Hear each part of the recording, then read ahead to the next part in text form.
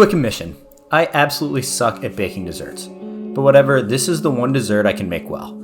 Cheesecake in a mason jar. Yes, that is the one dessert, and yes, that is the one service vessel I know how to make it in. I'll start with a large mixing bowl and toss in 48 ounces of room temperature cream cheese. Next, I'm going to add 4 half cups of sugar and cream them into the cream cheese. Now I know what you're thinking, that looks like a lot of sugar. After that, I'm going to add 9 eggs. Next, I'll add 2 tablespoons of vanilla extract, about 3 pinches of salt, and about 8 1/4 cups of buttermilk.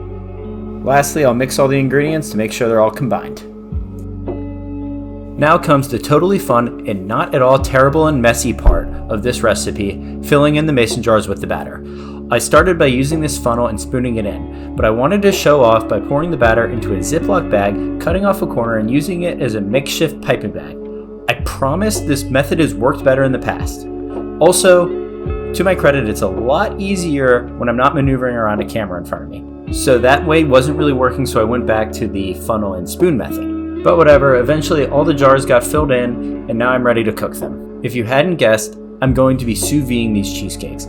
It's as easy as getting a large plastic container, filling it with water, placing all the individual mason jars into it, and then setting the circulator to 176 degrees. Once I note that the water gets to that temperature, I set a timer for 5,400 seconds. The next part of this recipe is the topping. It's really as simple as simmering strawberries, sugar, lemon juice, and cinnamon sticks in a saucepan for 2 to 3 minutes. Remember, all of these ingredients can be consumed raw, so don't worry about cooking the poison out or anything, unless you're trying to make jam. Next, I'm going to retrieve the cheesecakes by putting a vinyl glove over a cotton liner. The vinyl protects from the water and the cotton protects from the heat. If I was just to put my hand in regularly, I would essentially cook my hands. Also, you could try to cool down the water by adding ice or anything, but I just do this.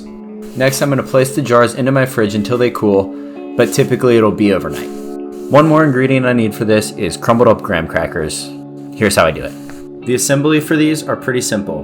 Graham crackers and strawberry topping. Now I would crack into one of these on camera, but I ended up bringing these to a dinner party. So that is the one dessert I know how to make and the one way I know how to make it.